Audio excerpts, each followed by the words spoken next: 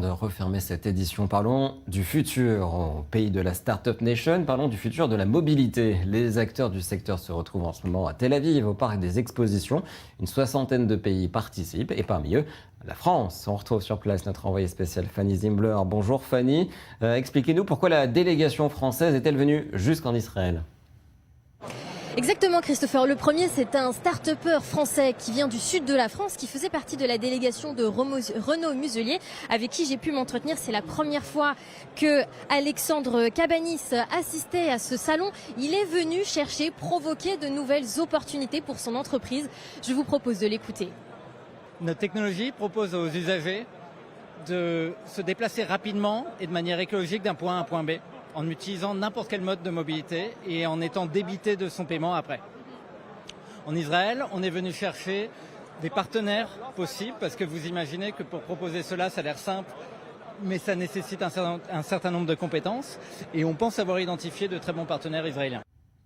Alors les startups sont à l'honneur, on l'aura donc compris avec cette startup française, mais pas seulement, puisqu'il y a également, Fanny, il faut le dire, de grands fleurons français, évidemment.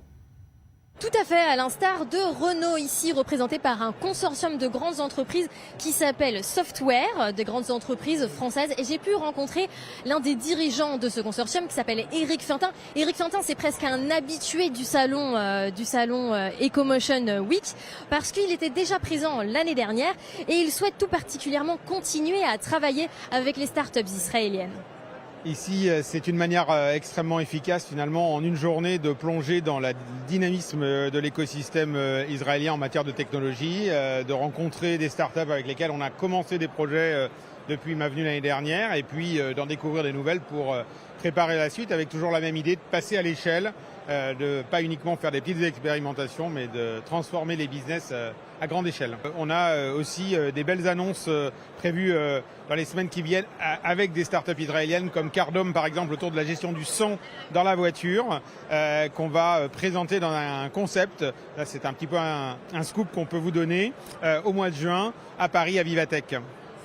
De nouvelles opportunités qui devraient continuer également à se nouer pour d'autres entreprises, car la journée est loin d'être terminée. Les conférences viennent de reprendre après la pause déjeuner et l'événement se clôturera donc demain ici à Tel Aviv.